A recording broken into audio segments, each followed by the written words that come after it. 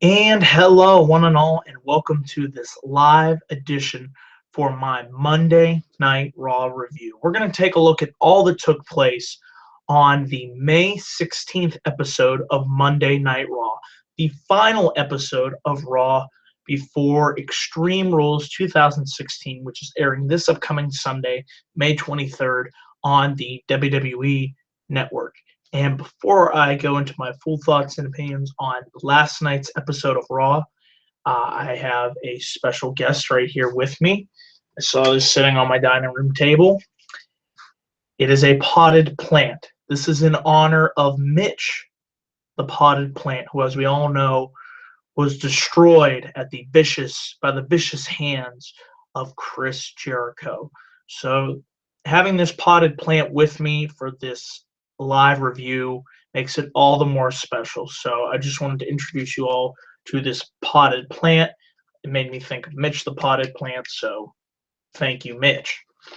Now, with that out of the way, let's get back on track and talk about last night's episode of Raw.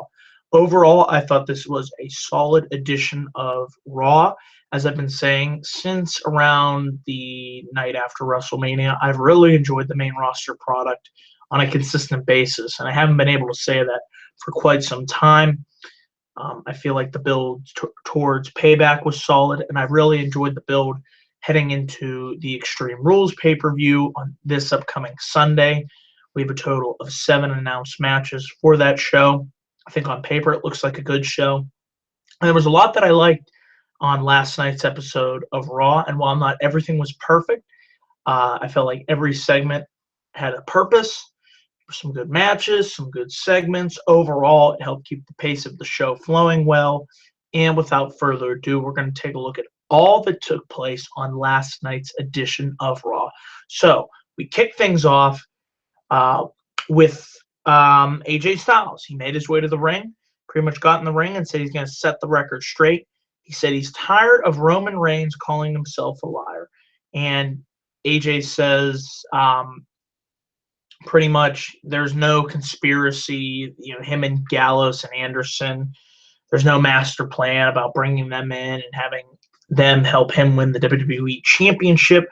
And AJ said he doesn't need anybody's help to win the WWE Championship. And before he can continue, Roman Reigns' music hits.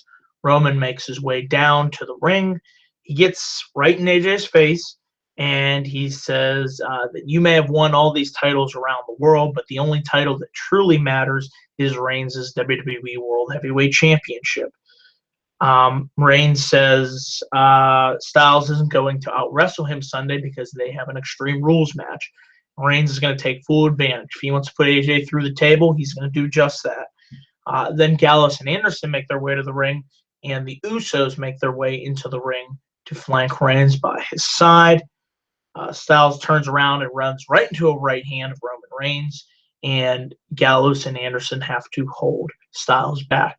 Overall, I thought it was an okay opening segment. It was nice kicking off Raw with AJ Styles, something different for a change. I liked the confrontation between him and Reigns. Really enjoyed the overall build-up of this feud. I thought their match at Payback was tremendous, and I feel like they're going to go out there at Extreme Rules and tear the house down. And this was a solid opening segment. They kept the talking to a minimum, and the effects of this would carry on later into the night, as could be seen in the Usos versus Anderson and Gallows match. And we'll get onto that later in the show, but I thought it was an okay opening promo segment. Then we kicked things off. We had The Miz and Kevin Owens make their way to the commentary. And originally this match was scheduled, it was supposed to be Sami Zayn versus Cesaro. When I heard this was to be the match, I was excited. I was like, oh boy, here we go. Sami Zayn versus Cesaro. They had a tremendous match on NXT several years ago. And before the match can even really get going, after Zayn hits springboard off the ropes, Owens says, I'm done. I don't really care about this match. Why am I out here? It doesn't matter. Owens looks like he's about to leave.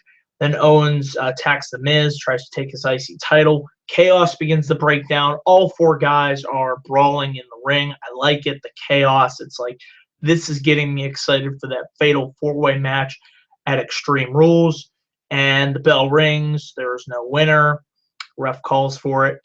Then Shane comes out to the stage, and then Stephanie appears as well. They restart the match, and they make, this is what I like.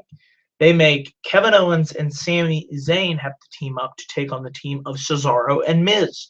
Unlikely partners, a fresh, different matchup. You put the two enemies against each other, and Zayn and Owens, they obviously do not want to team up against one another, and I really like how the dynamic played off in this match.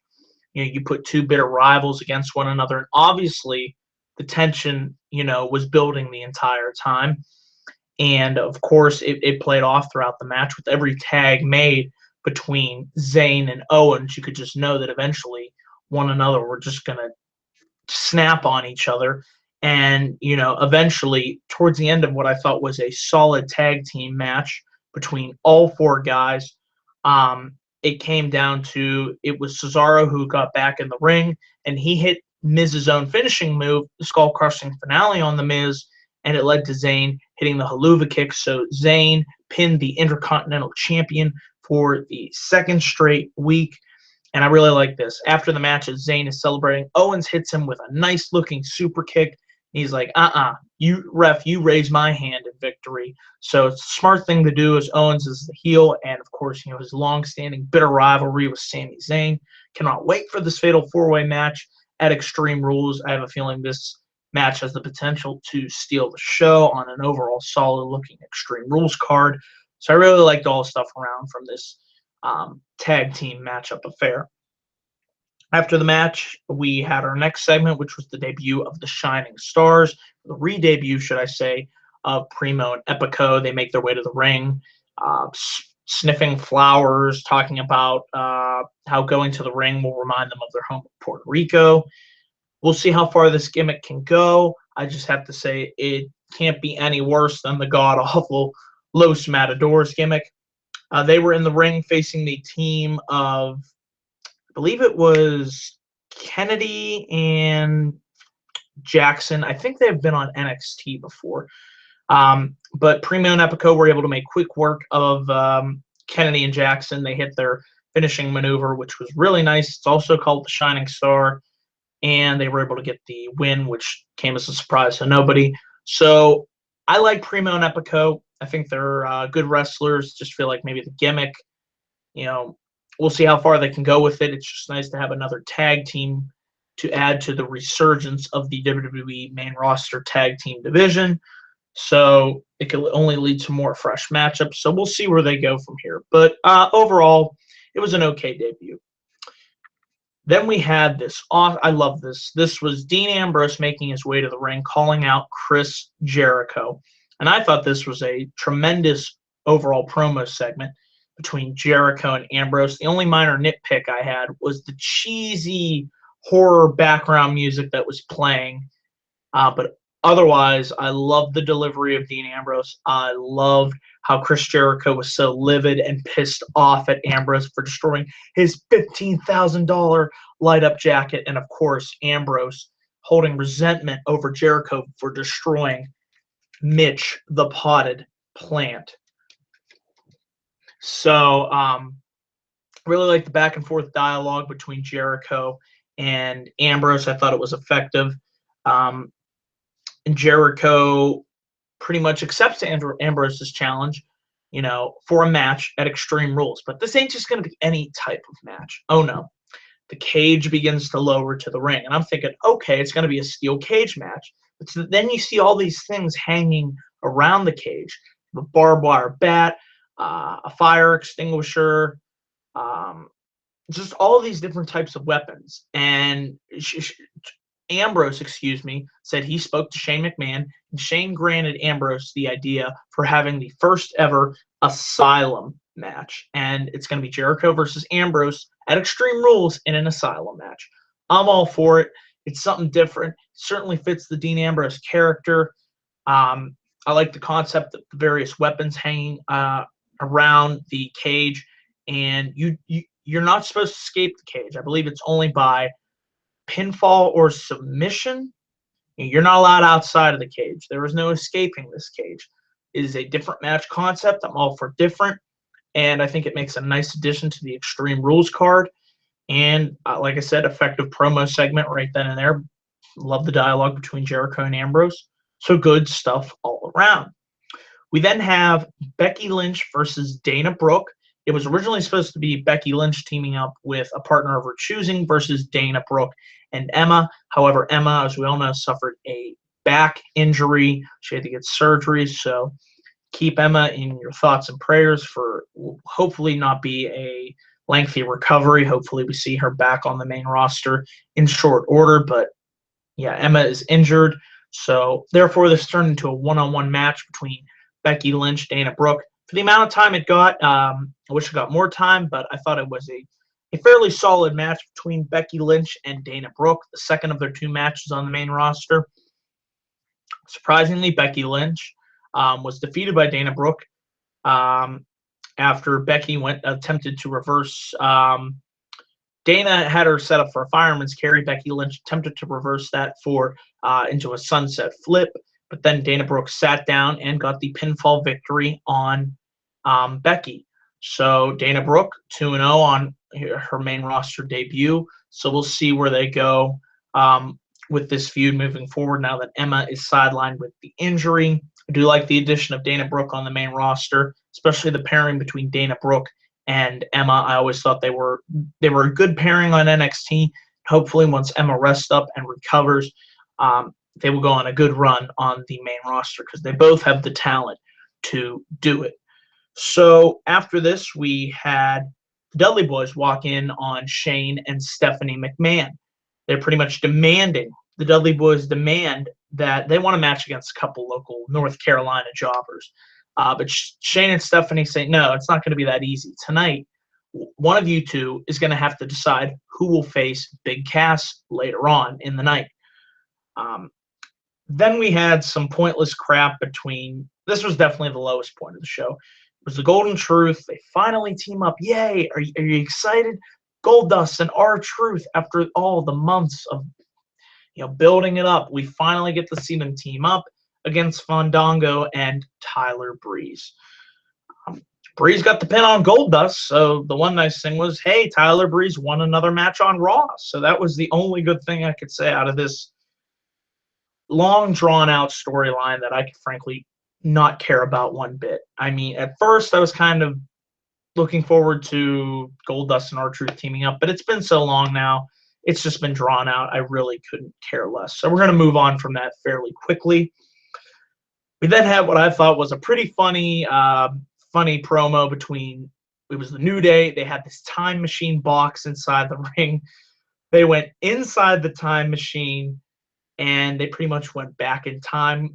It's funny, Kofi Kingston was like, oh, I'm Jamaican again, man, and playing up this Jamaican-themed gimmick from back in 2008, 2009. It was funny stuff all around right there. They eventually go back further in time to the bygone era, and they're mocking the vaudevillains. They have some funny mustaches on. It's just fun, all-around good stuff from the New Day. They always bring a smile to my face when they're on Raw.